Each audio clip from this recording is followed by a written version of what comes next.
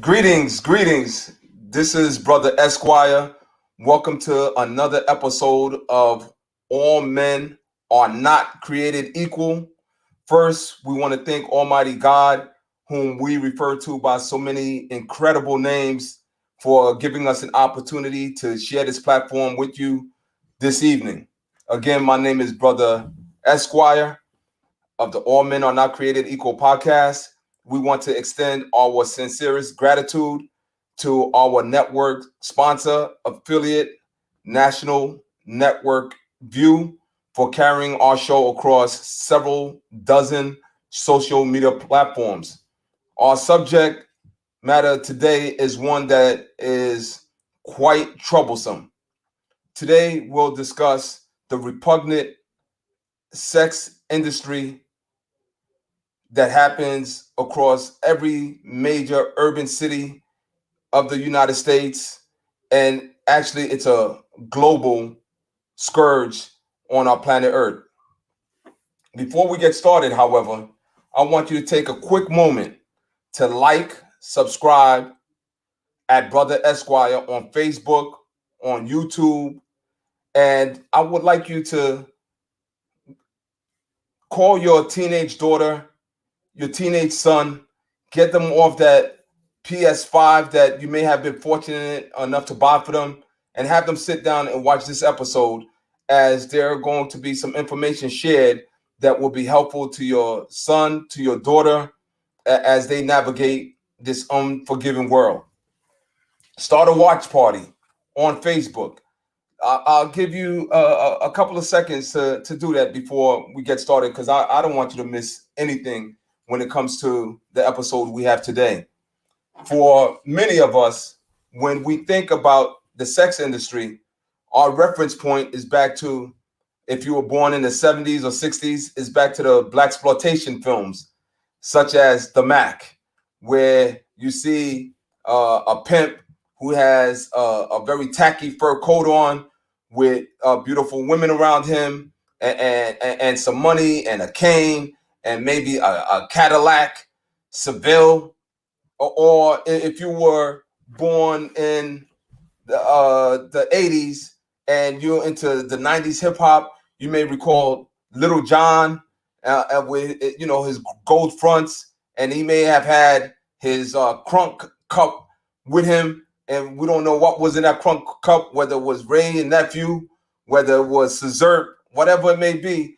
Or if you're into the hip hop scene of the 2000s, you remember 50 Cent, or 50 as he is known, with his song P.I.M.P.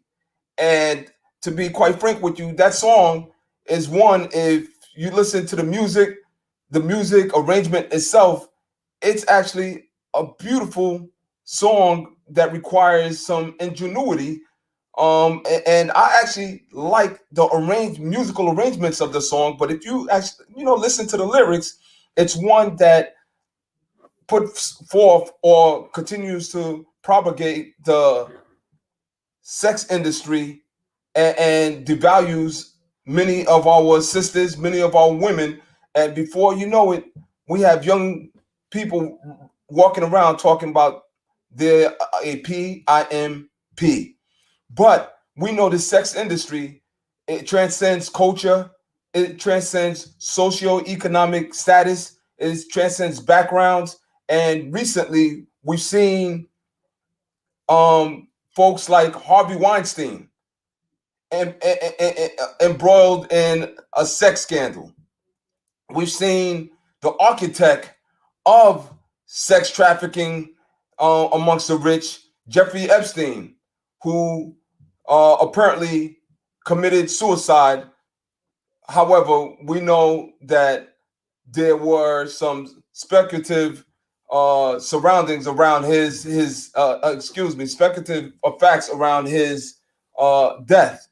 But this subject is one that we must learn how to identify the signs. We must know what is happening and when it's happening. And when I first did a promo for this episode today, I received a call from a very good friend of mine who is a prosecutor in the district attorney's office in the county of Kings in Brooklyn. And she texted me, actually not a phone call, a text, and she texted me and said, Brother Esquire, or Brother Jacques, I hope your guests will not be providing misinformation. Well, that was the tone that in which I read the text. So it wasn't said that way, but that was the basically the substance of the text. I hope your guest is not going to provide misinformation about the sex traffic industry. I hope that your guest understands that it's much more complex than a white van pulling up and snatching women. And after reading the text, I immediately called the guest that we have this evening and said, "Sister, what's up with the white vans? Are those things really happening?" She said, "Brother, that sounds so 80-ish, but this whole sex industry has morphed and mutated into something so complex that involves technology, that involves all types of manipulation, involves all types of characters, high elected officials. It involves CEOs, and it's so much more complex than a white van pulling up at a gas station." And so I text my homegirl back from the district attorney's office and said, you know what? The guest that we have is actually super qualified to speak on this, because she not only have assisted some of our sisters who have been caught in this sex trafficking ring with from assisted rescuing them from the sex trafficking ring, but she's on the front line on a daily basis, helping to identify and rescue our young sisters as well as our young brothers, because oftentimes we think that this sex trafficking ring only targets young women. So I'd like to bring to the All Men Are Not Created Equal podcast our special guest, Sister Danielle X Perkins, who will discuss with us the sex trafficking ring in 2020 and going into 2021. Greetings. Assalamu alaikum. Walaikum salam, sir. How are you? I'm great. How are you, Sister Danielle? I'm thankful to Almighty Allah, and thank you for having me on your show today as we have this very big conversation, sir. Thank you. Thank you. Well, just give me some background, Sister Danielle. Who are you? And then go into how did you get into this particular line of work? The conversation about sex trafficking, human trafficking, organ harvesting kind of touched me directly about 9 years ago. I was speaking at a school here in Dallas, and there was a little girl. She was 5 years of age, and I was introducing myself to all the students, and she told me that her mother was missing and hadn't come home. And she had tears in her eyes, and she told me what happened in regards to her mother being taken and put into a car and never seen again. She couldn't really go into all the details, but I went and asked the counselor at the school what happened. And the counselor told me that her mother had been taken into sex trafficking. And I'm like, what is that about? And starting to research, I began to see that Texas was #1 for sex and human trafficking. And so as I talked to the students at the school, a lot of Black girls' mothers were missing.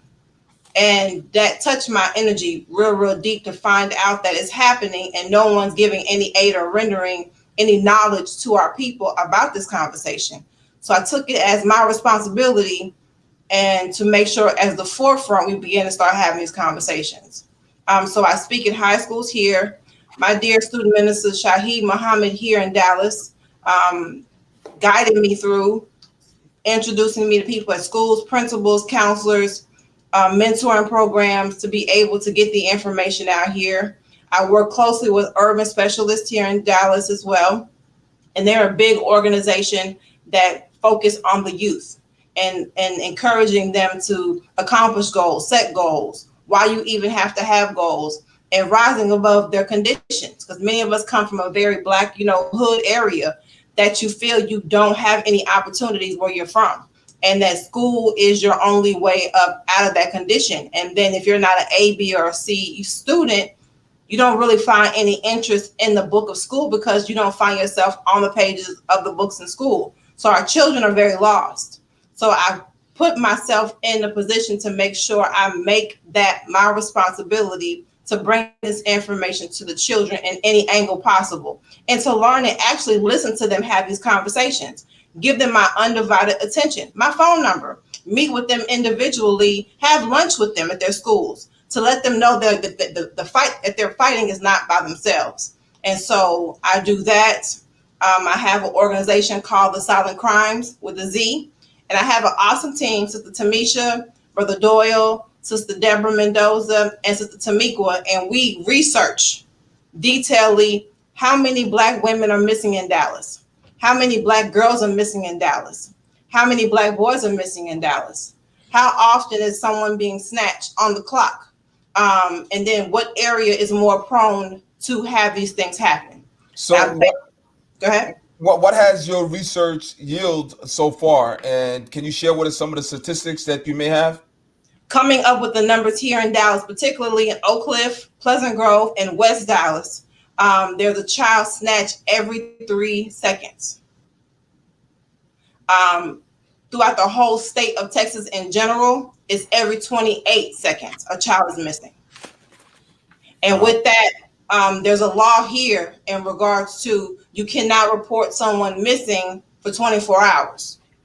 So you have 24 hours lost, that you have no help from the governmental statutes to be able to help you find your child. So it's you worrying, stressing as a mother, as a father, not knowing where your child is. So you can't put that report in for 24 hours.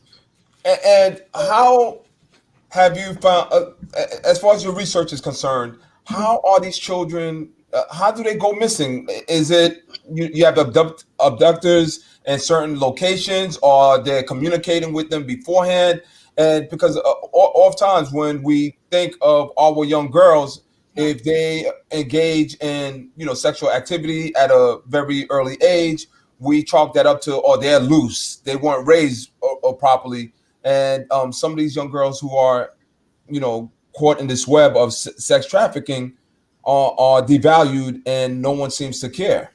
So how do you see it happen? I mean, the white vans, at one time, folks were just looking for white vans with no windows and to report, Yeah.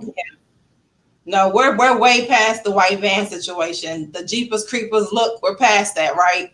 And right now, we're looking at Mercedes-Benz. We're looking at Benz trucks. We're looking at on the bus, public transportation. We're looking on social media. We're looking at family members.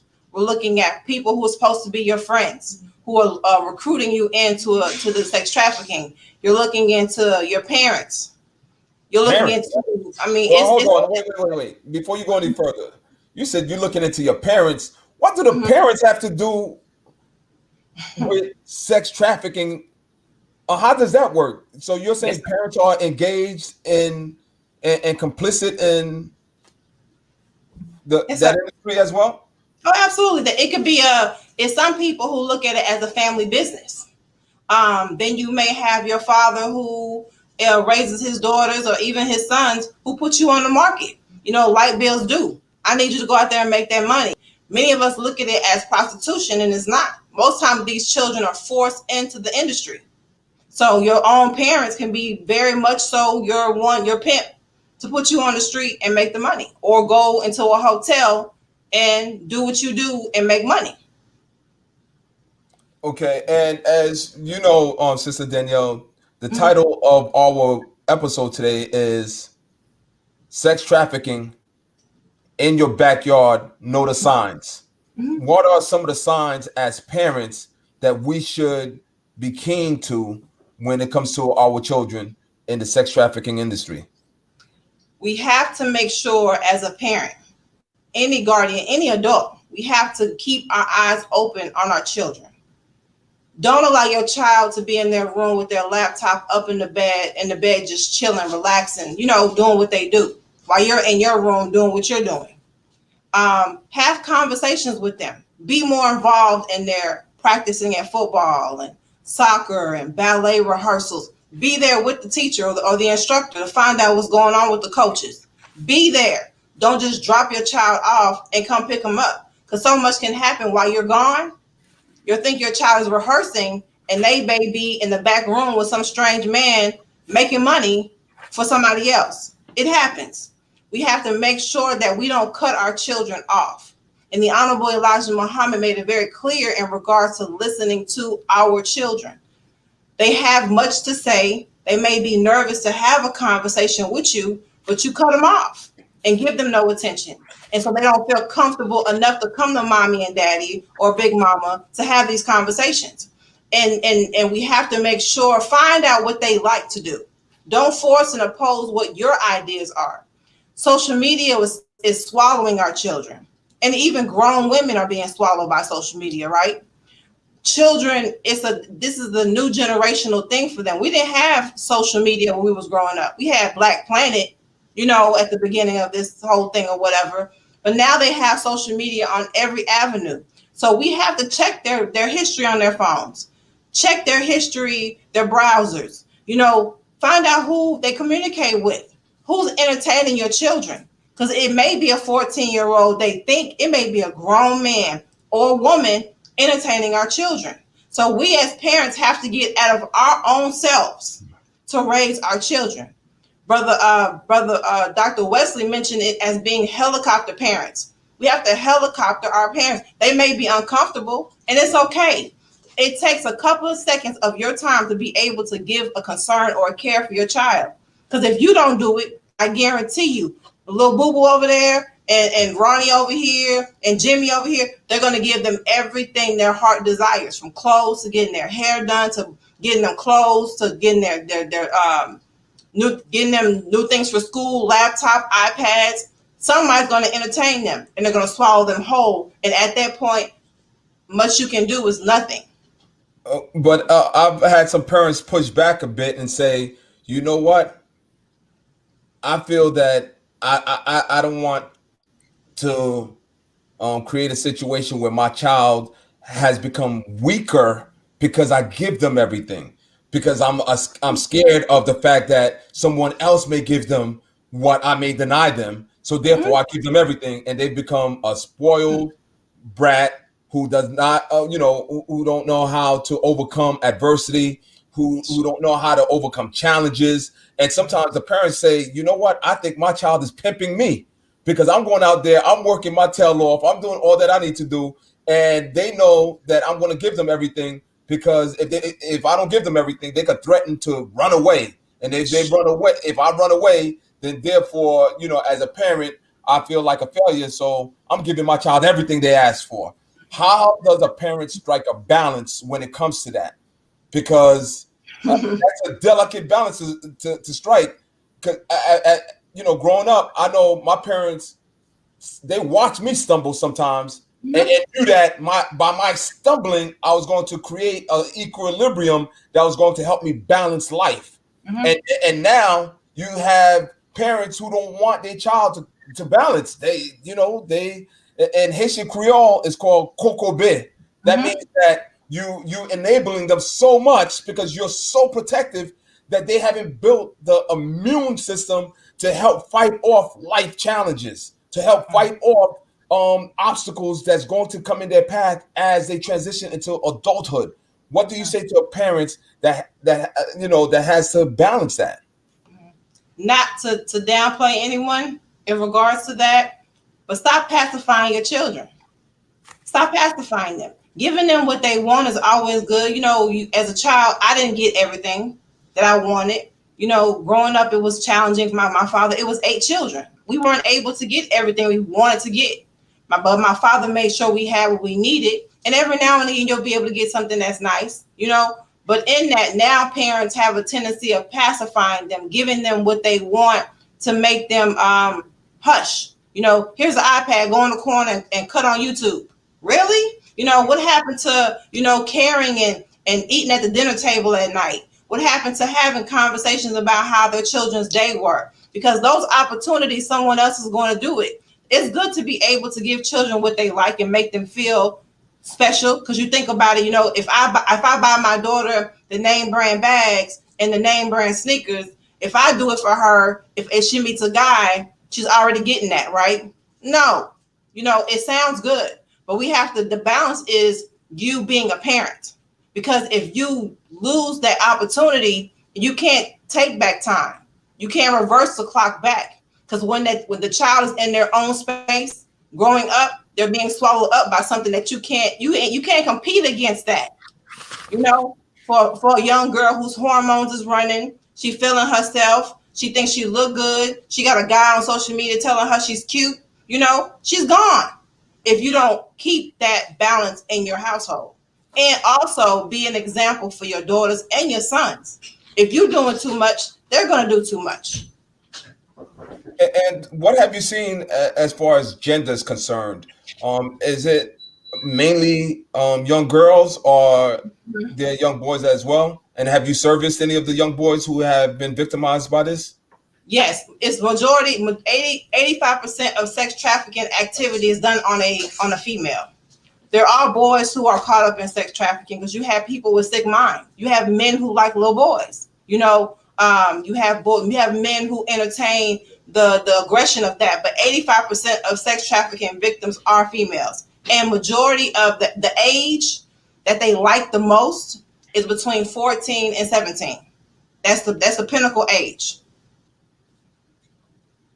So when a 14-year-old girl missed school for a few days, and no one is accountable for her missing school, when do the authorities actually step in?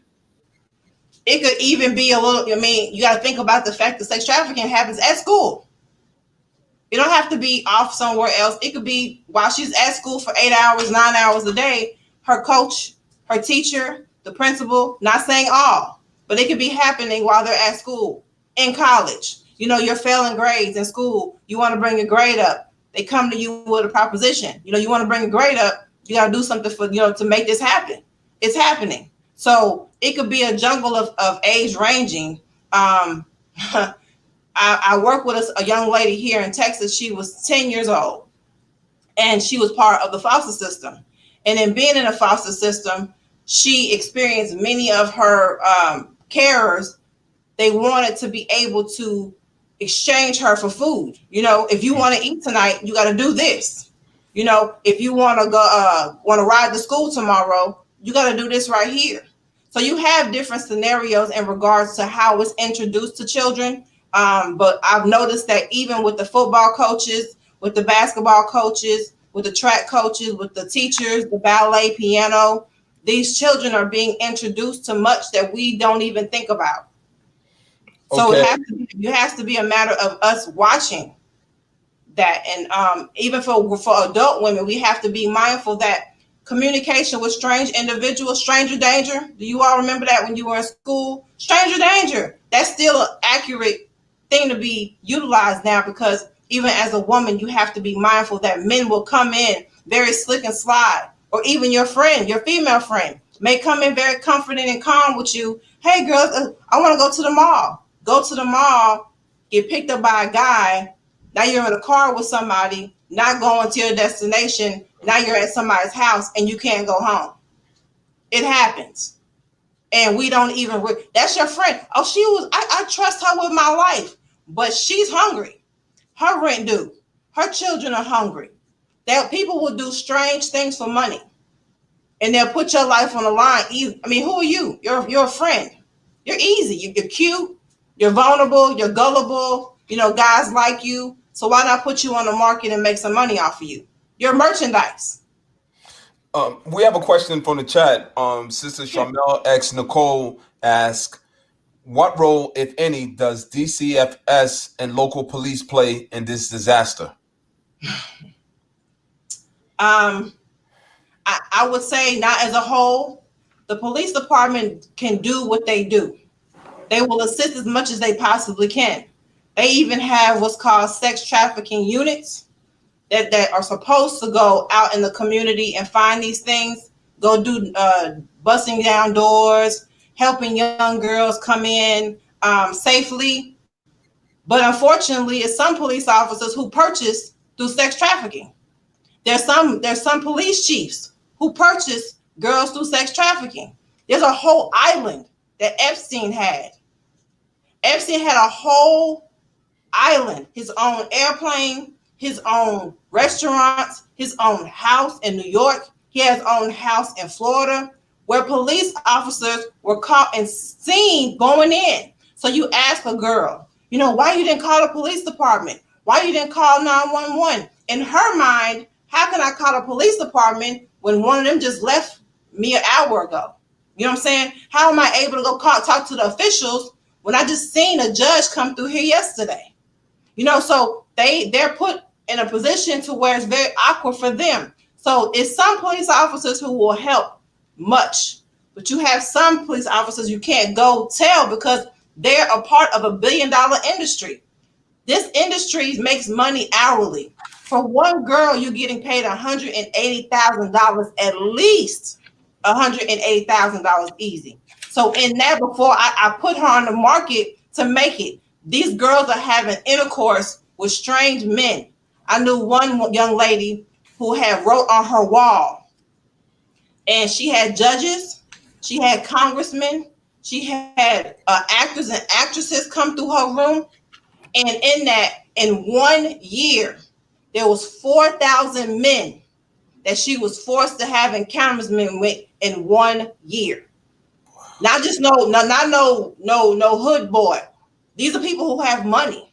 You know what I'm saying? So I would want for the officers to help out more in this manner to make it easier for everybody else, but we cannot rely on anyone else. That's why the Honorable Minister Louis Farrakhan said he needs 10,000 fearless to be able to go patrol our own communities, because we cannot continuously put our lives and our family's life in the hands of someone who just obviously has said, I don't care. Mm. Well, we're midway through the show. Man, there's so many questions in the chat that we have to ask, but we're going to take a quick break and recognize some of our wonderful sponsors who have basically helped sponsor this episode of All Men Are Not Created Equal. Sex trafficking in your backyard. Know the signs. We're going to take a 30-second break to recognize our sponsors. First, we have with us the Final Call newspaper. The Final Call newspaper, you could go to finalcalldigital.com and subscribe to the Final Call newspaper. I know you're used to seeing the brothers out there with the Final Call and the bean pies. In this COVID era, not as much, but you don't have any excuse to be misinformed, because you could go to finalcalldigital.com and become a subscriber to the Final Call newspaper. Over 40 articles involving sex trafficking has been written in the Final Call newspaper. We have Stigma Consulting Group. If your child is faced with an EIP or has an EIP, has any sort of disability when it comes to the educational realm, Stigma Consulting Group can provide you the assistance that you need to help your child recognize their potential, their power, and their possibilities. In fact, Miss Danielle Williams was a guest of ours a few weeks ago, where she provided some vital information for parents who are challenged with a child that may have some sort of academic, social, or emotional challenge when it comes to education. We also have, if you're a little hungry and you're in BK, Brooklyn, the planet of Brooklyn, or the Republic of Brooklyn, check out BK9 Restaurant. They have for the month of December jerk wings, cod and cassava cake, soups, curries, jerk chicken, oxtail, BK burger. Go check them out. They're right down from the Barclays Center, and they have takeout, because we know Governor Cuomo is shutting down in dining come this Monday, but they have takeout, and I believe they're on all of the Uber Eats and all that other good stuff where you could get the food delivered to you. And lastly, if you enjoy the game, we have Blissful Journey. This is hair product and body wellness product made by a Black woman in Atlanta, Georgia. Sisters, if you need to beautify get that hair right, get the skin tight. This is it right here, blissful journey. You know, Brother Jacques would be an advocate for blissful journey. I'm not only a client, but I'm the president. Blissful Journey. Check it out. Shop now and make sure you go to Blissful Journey and support our sister who has some dynamic products. And lastly, if you are into the game of golf or if you've never played golf before, join the United Black Golfers Association. It's a group of black golfers, co-ed, male and female. They have all skill levels from pros to novice to in between, intermediate. So check out United Black Golfers. Go to unitedblackgolfers.org and become a member. Now we're going to go back to Sister Danielle, back to our show. Yes, sir. Wow. Sister Danielle, I'm telling you, we have tons of questions on YouTube, on Facebook, on Twitter. I have to ask one question a sister posed. She wants to know, what is the difference between sex trafficking and sextortion? Because I believe there's something called sextortion, or it derives off of extortion, but then there's sextortion as part of it, where from the question, I believe there's some nuance between the two, or is it still part of the whole industry of sex trafficking? It all falls under human trafficking as a whole. Of course, you're going to have different terminology come up, lingo come up about it. Torsion, it begets to, you have these individuals who are sick, who do torturing things. You see people with the whips and the lashes and the wrist blocks and the chambers, and they have these weird toys they play with, and they beat you and pour hot wax all over your body, and that drives some individuals, their sex drives. So, but it all falls under sex trafficking, and also human trafficking is the main category of it all, because even organ harvesting falls under those as well. Wow, organ harvesting, that's a show in of itself, and I got to bring you back to discuss organ harvesting. We've many of us heard about it, but on the periphery, we've never really delved into the organ harvesting. But I understand that's a serious situation now in our communities, especially when it comes to young black men dying of trauma, but yet their organs are healthy, and there's a market out there for it. We'll address that, sister. If you, I would hope you could promise me in 2021, God willing, to talk about organ harvesting. Now, back to the sex trafficking. Mm-hmm. Who are the most vulnerable amongst our population when it comes to the sex trafficking, and why? Of course, I would say there's no discrimination against sex trafficking. You could be handicapped, you can be disabled, you could be categorized as mentally retarded, you could be black. Black women are more prone to it. I would say that our numbers are very much higher in sex trafficking. But again, it's happening worldwide, not just a New York situation or a Texas situation. This is a worldwide epidemic, and there is no limitation to this. If you are, I would hate to say that, but if your body works and functioning, they'll put you on the market to make money off of you. There is no limitations. I just want to read this very quickly. While preparing for this show, I did some research, and some of this information, I have to be frank with you, it's almost unbelievable. Mm-hmm. It almost seems as if it's hyperbole. I read here, quote, African American youth are at risk for domestic minor sex trafficking, with being female, living in an urban area, and experiencing abuse prior to trafficking, all being factors that are associated with risk for sex trafficking. Of the over 300,000 minors in the United States who are victims of domestic sex trafficking, it is estimated that 43% are African American girls, according to research by Thema Bryant Davis of Pepperdine University. And oftentimes, when we read some of these statistics, unfortunately, we don't believe that it's true unless it's coming from a white person, right? Yeah. But, so I'm going to read this next following sentence. The U.S. the U.S. Justice Department has reported that of confirmed sex trafficking victims whose race was known, 26% were white and 40% were black. 40% were black victims. And this is not Brother Esquire. This is not Sister Danielle X Perkins. This is your Department of Justice, the U.S. Department of Justice. It's on their website. So if you don't want to believe Sister Danielle X Perkins, go to their website. And Sister Danielle, why hasn't it gotten much traction? Like, folks aren't really talking about this. You have to understand that whenever you have statistics, whenever there's numbers like that given to us from any angle, from any bureau, know that you triple your numbers.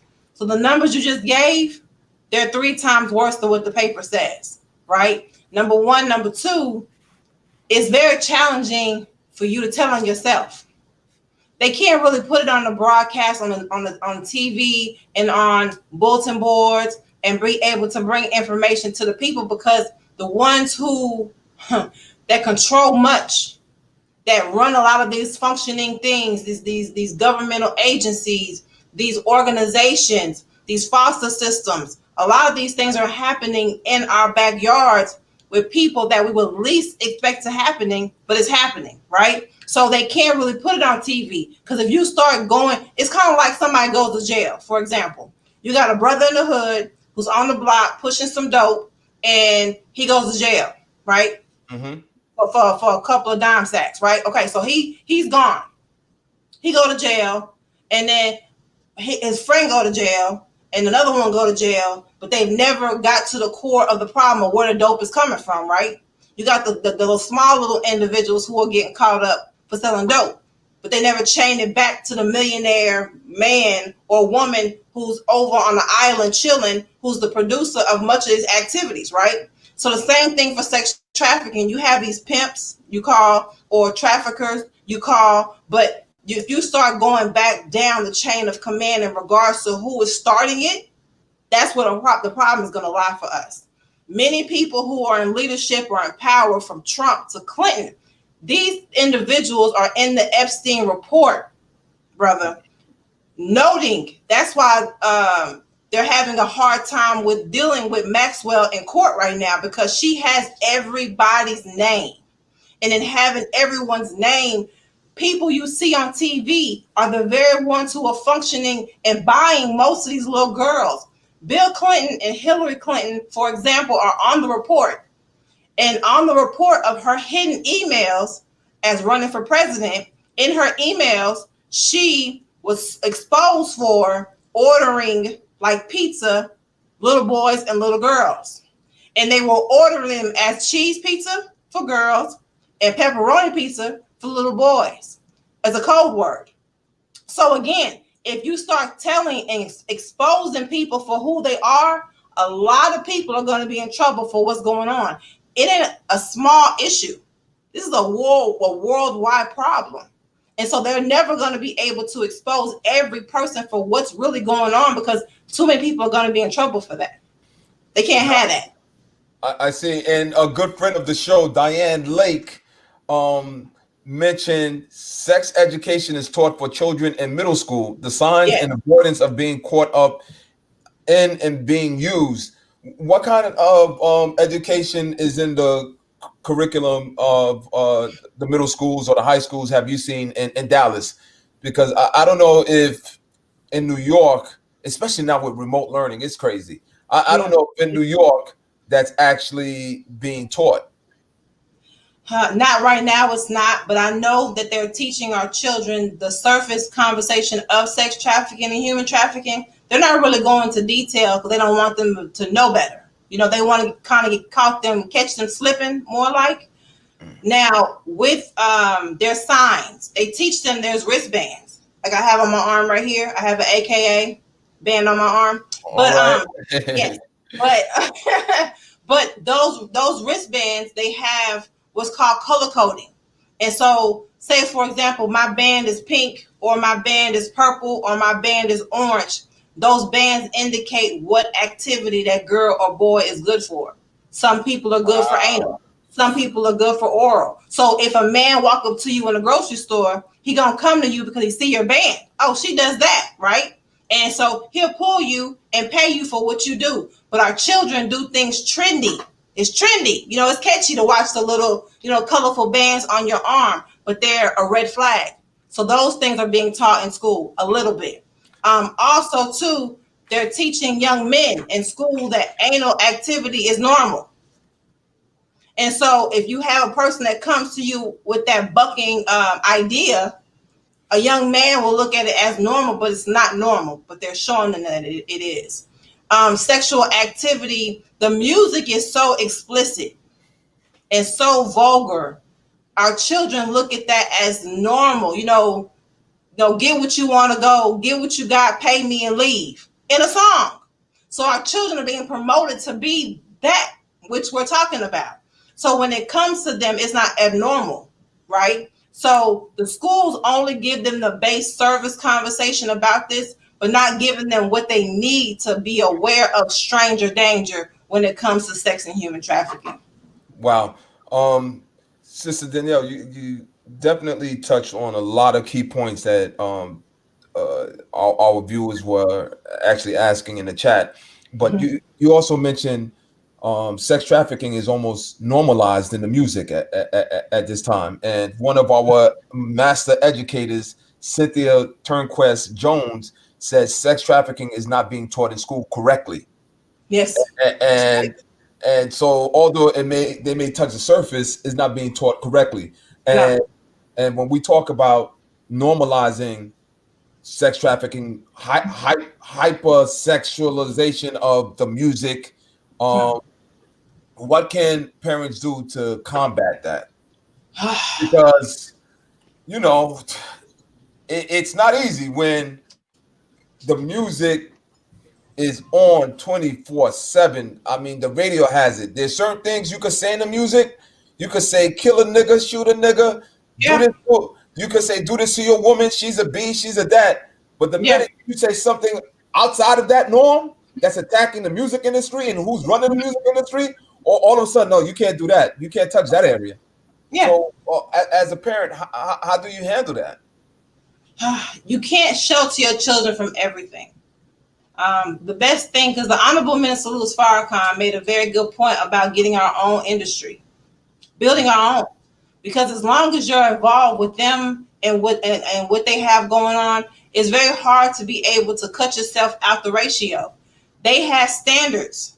That's why a lot of music artists go underground and they become independent, because nobody wants to voluntarily allow anybody to violate you, based on loyalty. Show me how loyal you are. Well, if you loyal, then you go do X, Y, and Z a couple of times, and if I call you for it, you're going to give it to me, or I won't put you in the next movie or the next video or the next commercial. So many artists go independent because they don't want to sign those slave contracts, right? And for our children, we have to be able to, again, as parents, lead by example. You cannot protect your child or shield them from everything. But if you raise them right, guide them right, show them how this thing really works. Don't preach to your children. Teach them, show them, and guide them. That will bring out a different outcome. But if you down their throat all the time, gagging them with information, forcing Islam on them or Christianity on them or whatever it may be, we have to be mindful that they're like sponges, and they see more than we could ever imagine. And we have to be delicate and very strategic in our teachings. And the Honorable Minister Louis Farrakhan gives us this information. We have to apply it to our households. No one's perfect. No one's going to get it every time, but then your child become a certain age where they have to be able to apply it and grow up. And they're going to make mistakes. You can get the small ones, but you pray for the big ones not to ever happen. But as a parent, you have to guide, as your parents did for you. You have to be able to make sure that everything you say and you do to your children, it has to count. because one small thing can make a big major issue and a major change in your child's life. You're not their friend.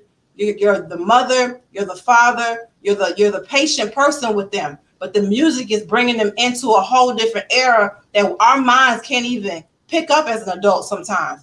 The certain patterns and the beats and the certain words we don't catch all the time that our children are getting that we don't get. So we have to be very strategic and mindful that what we had going on as children, sex trafficking was going on then. You know, we were able to go outside all day long and be gone till the street lights came on. But now it's an open thing that's happening right now that we can't even fathom. Our children, they have a very high stress level. Online school, you know, can't go nowhere now. They're on internet all day long. It's a lot going in their world. We're at work 8 hours a day as a parent. You know, we're not really giving our children any attention. We're not. And so in that, we have to do better. So with this COVID environment that we're all in now, have you seen a downturn in sex trafficking? No, Has it sir. even when young people supposed to be quarantined and older gentlemen quarantined? So you're saying the sex trafficking industry is immune to COVID? COVID hasn't impacted. So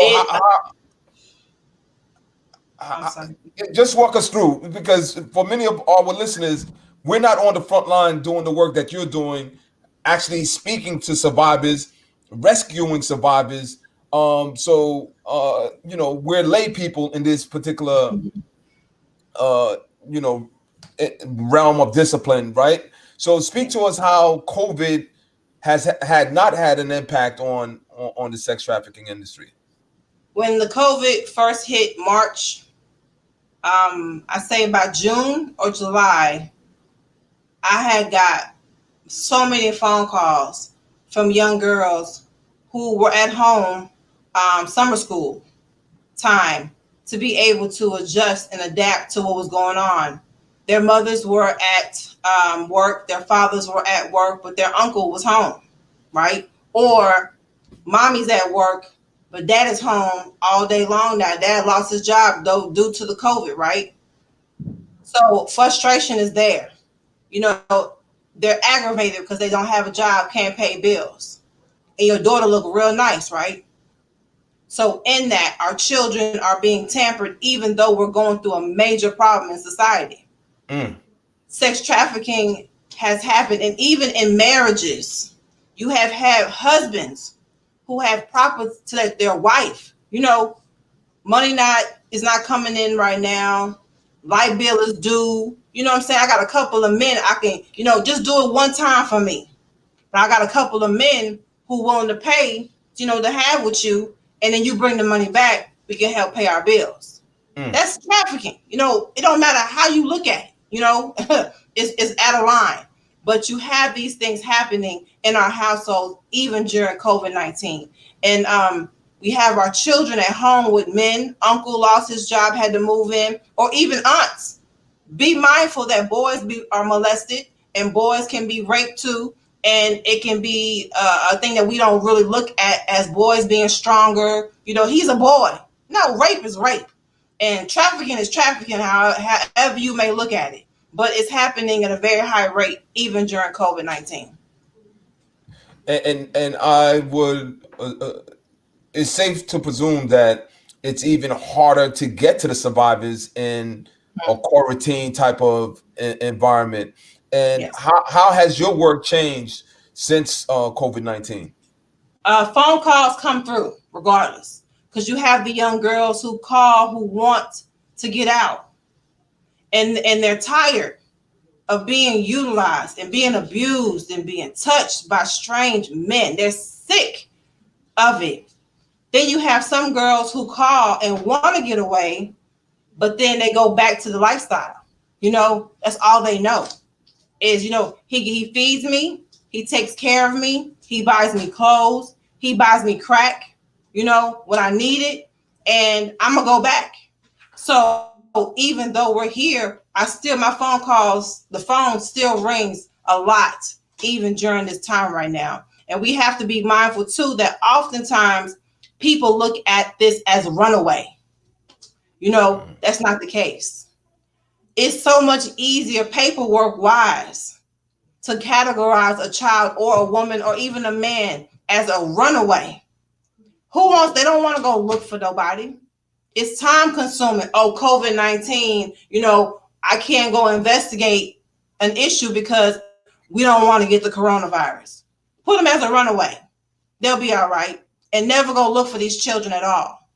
So even though we're dealing with this issue with the COVID-19, it's still growing daily, every day.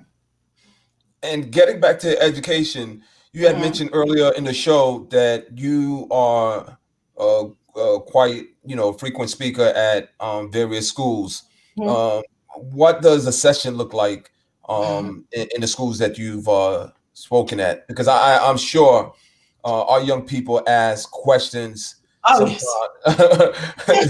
They don't hold back. They're going to say what's on their mind. So what does a session looks like? Once the ice is broken, because they look at, of course, me with my headpiece on. She's strange, right? Once the ice is broken and they hear me, they're like, okay, we can talk to her, right? Okay, she's relatable. And they come, miss, I have questions. And it could be very demographic because these children see a lot and they hear a lot. So how do I handle when a man comes into me and grabs me on my backside? And I'm like, that happens to you? Oh yeah, my uncle grabs me all the time on my backside. Whoa, right? Then you have girls who have dealt with being molested and have never told anybody. And so I had these one-on-one conversations where they're crying. Miss, I have to tell you, I was molested by my dad for 5 years. That's heavy. Then you have to deal with the young men who don't feel comfortable talking to me, but I definitely have to get them over to a FOI immediately, or the student minister immediately, because they have to get help. Then you have those girls who have been bullied. And then you have the girls who are the bullier. And you have to ask them, so why are you so aggressive? I mean, what's up? And come down to them being molested, or their mother sold them younger for sex trafficking, or their mother is in sex trafficking still and that hasn't been home in 10 years. You have much in one session that happens. For me, I have to immediately be audited because there's so much information that comes through my ears. I don't want to get caught and stuck on that information alone because it's very heavy to go to bed at night with this information. You having girls who are being raped by their father and getting pregnant and having abortions, 13, 14 years of age, brother. Then you have these brothers who have been tampered by their own uncle or their grandfather and they're gay. Now they have this lifestyle now. And they're scared. They don't know what and how to even function with life because their father gave them away to one of their homeboys for some money. It happens. So in the sessions, a lot can go on in an hour. And I definitely, for me personally, I have to be audited immediately. And I pray to Almighty God Allah to help use me to help them. Because one thing that I can say and be incorrect or wrong for them can guide them in the wrong direction. So I pray to Allah that my words that I say and then my actions are a reflection of the Honorable Minister Louis Farrakhan, because in that, so much can go right, but so much can go wrong. Wow. I got to get audited after speaking to you, sis. But when we look at this as well, we have to also think about being solution-based, right? And that's not saying that the victims were victimized because they didn't have solutions, but we also have to think about preventive measures. And I reading your bio, I see that you are enrolled in various martial arts. Yes, and what does the martial arts be beyond the physical? What does that do for young people who are trained as such? And martial arts, Absolutely. Martial arts is 95% spiritual. When a person, when your whole aura is off because you've been through so much pain in your life, you have this wobble in you, right? You can't really figure these things out, so you become emotionally unbalanced. Kind of like those who go to the army. You know, you try to find a way to exhaust your energy in different ways. So you go to the army, right?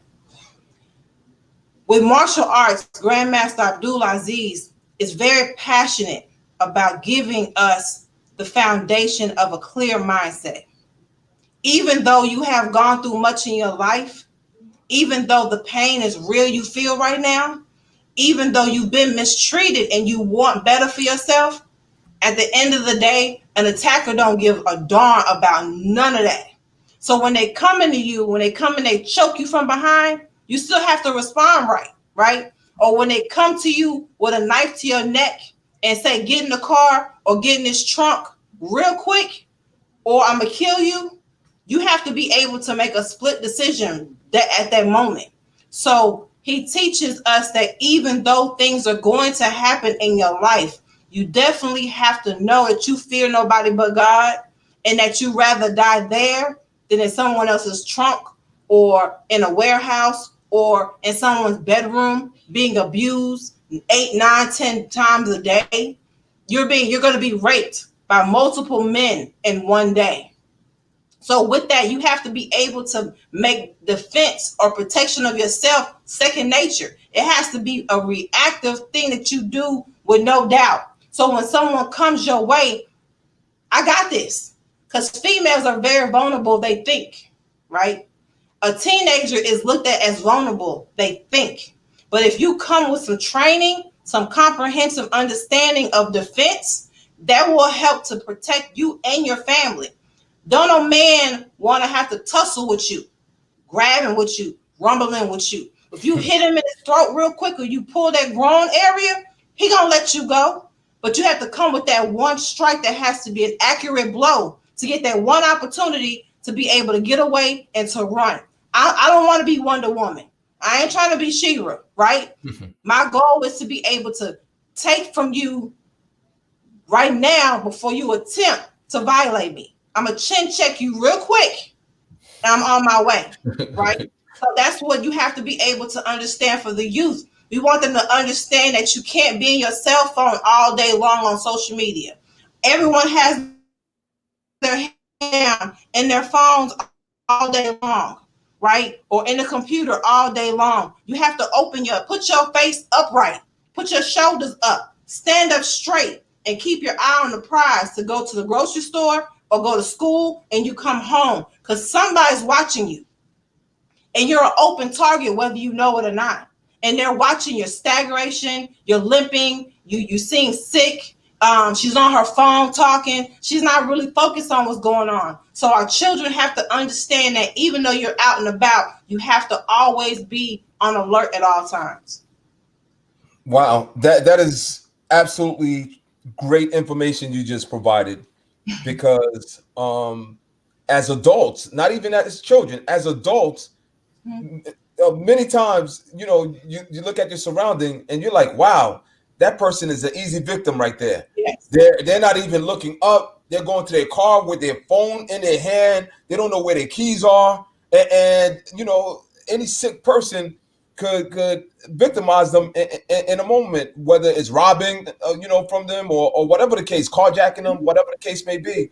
And I love the fact that you mentioned the martial arts, because in our training in the Nation of Islam, it's part and parcel of who we are in our way of life.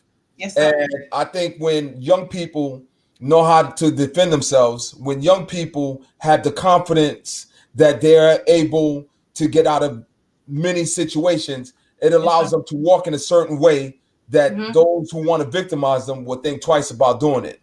And Absolutely. And you saying that, I did a seminar last year, and I went to a school here in Dallas, and it was 180 students, and I had to bring them this sex trafficking information and self-defense in 2 days. 180 children in 2 days.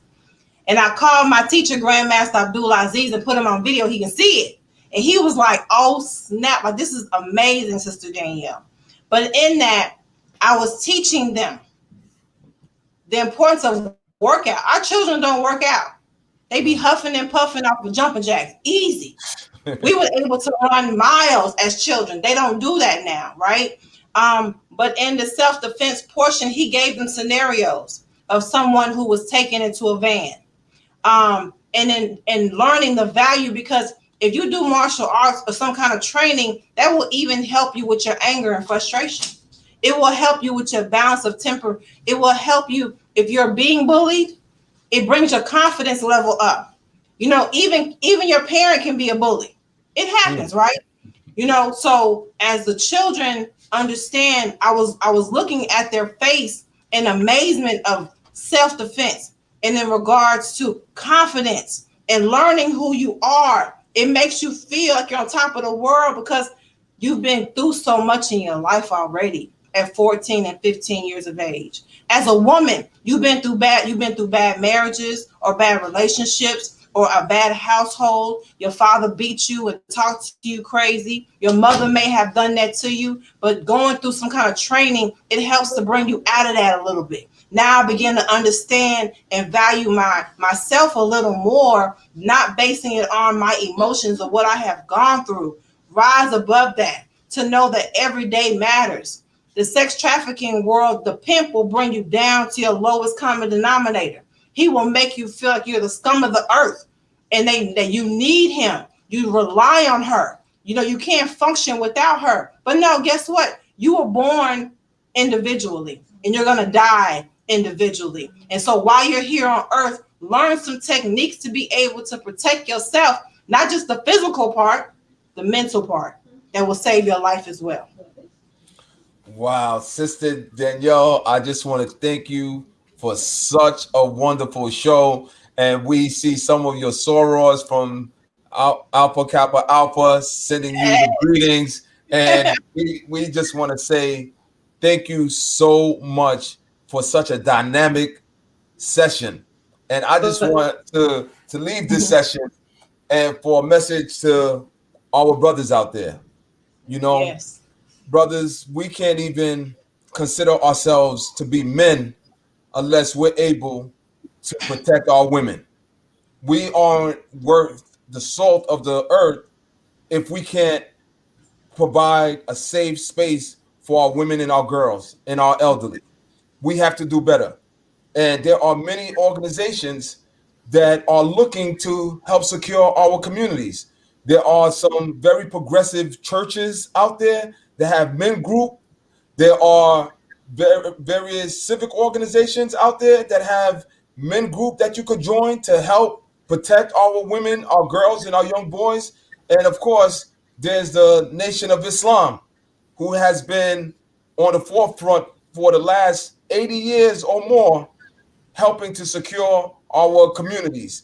And when you see the brothers come into the communities and they're in some of the most depraved parts of our community, selling the final call, helping our young brothers come out of a criminal lifestyle, helping our sisters understand their value because they value them and aren't approaching them with a sick mind that has been placed in many of us by our enemy. We have to help those movements. We have to help those organizations.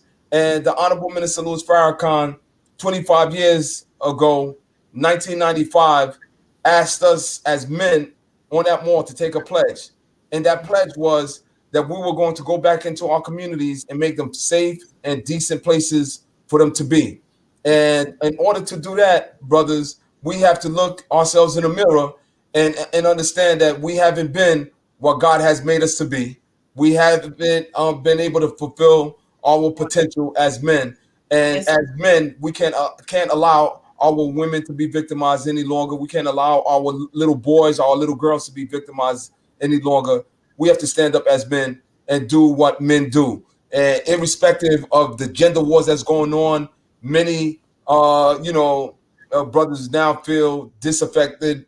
They feel that they aren't worthy. Brothers, we're worthy, man.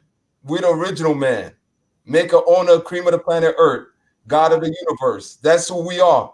And we have to step up in our rightful place and be who God made us to be, and get the respect from our women that we know we can get if we do what we need to do as men. So, brothers and sisters, yes. Can I make one more comment before we end this call or for please. this show? Definitely. I want every sister, every brother too, but sisters, I want to talk to you all for a minute. You have to understand that we are under attack. The black, brown, and red women are under attack like no other. We are gold to society. And with that, knowing that, we have to be able to be on our post at all times. All general orders are in effect. For those who don't know what the general orders are of the Nation of Islam, when you're out and about, go to and fro. Don't be out past dark. Walk with your keys in your hand. Stay off your cell phones. Be able to walk with a mission. Go to from work. Be able to understand that it's always someone that's watching you. When you're in your car and someone bumps your car coincidentally, don't jump out with an attitude. Drive to the nearest police department or somewhere in a safe lit area to be able to deal with whatever it may be. That could be a setup for you. When you're in a grocery store and strange men walk up to you, don't have to be friendly with nobody. Lower your gaze. Be able to deal. Be observant. Watch the man in the red jacket. Security officers could be alert as well. They could be a part of sex trafficking as well. The general manager of a store may be up on game too. So go in the store with a mission. If you have multiple children, don't take them to the grocery store with you. Leave them with a babysitter or someone there, because you cannot watch all the children at one time. So have that on your mind. When you're walking, use your keys. We don't carry weapons, but those keys work real nice, right? Them fingernails work real nice. You pay for them, right? So use them. Be able to understand that people will watch everything you have going on with you. But you do not want to be a victim of the sex trafficking nor organ harvesting. It's very treacherous to know that you have to sometimes be put in a position like this, but know that you are worth $1 million. When you hear someone say, I feel like I'm worth $1 million, you are. Your organs are worth thousands and thousands and thousands of dollars. So when you walk with your mission, protect your children, guide them, be able to make good decisions. Don't be out past dark. If you have to get gas, get it in the morning. It's not an emergency and a rush. Because one slip up, you at the gas tank or at the store, and someone comes and pops you in the back of your head, you're going to have a shoulda, coulda, woulda moment where you cannot change. So minimize your risk. Be very diligent in your risking of your family and yourself, because the FOI will come, sisters. Keep your hair covered up, period. But just make it easier for them to be able to protect us. Stay out of the streets at night and stay in the house. We're supposed to be in the house anyway. But be mindful of small things. Grandmaster Abdul Aziz has training every Tuesday and Thursday online. Even though we're at home, we're still training. I have an event this weekend, you all, Saturday, on the 19th. It's called the VSK Seminar. I host one every year. It's going to be on December 19th. Go to www.VSK4life.eventbrite.com and register $55. www.VSK4life.eventbrite.com. Register. He is going to give us firsthand information on how to protect ourselves. We don't want to get caught slipping. The time is now for us to be able to up our game, because the enemy don't care about you. He don't care about your children. He don't care about your husband. But you have to be smart and protect yourself, because you only get one chance. That's and right. And that one chance, it has to matter. And Sister Danielle, thank you so much. And I'm going to try to put the event in the chat or post it in the chat. One more time, www. VSK, the number 4, life. Dot eventbrite.com. I think I got it. If not, the production team I know will be. Oh, okay. They got it up. If they want to ask me any questions, we train Tuesday and Thursday, And then GM has he's a woman class on Saturday at noon. If you want to join in on Saturdays at noon with him, hit me up on my Facebook page, Dallas Vanguard, and I'll give you all the information you need. Wow. Thank you again, Sister Danielle. This was an absolute awesome episode. And I look forward to 2021 when we bring you back to discuss organ harvesting. And again, we want to thank our affiliate, NNV News, for carrying us all over these social platforms, Twitter, Periscope, YouTube, Facebook, some other names that, an old guy like me don't even know about. But we want to thank Brother Michael and Shabazz in the background for helping out, and Sister Kenya for helping us with the production. And again, subscribe, like, and doing an event party. Doing what is that? A share party, event party. There you go. And I see Sister Cynthia Turquoise Jones. I'm going to have to bring her on at some point. She's a master educator as well, working in the world of Harlem. And again, All Men Are Not Created Equal podcast. Want to thank you so very much. And like us, subscribe so that you could know what's going on with our podcast. We love you. Take care. Yes. Thank you, sister. Yes, sir.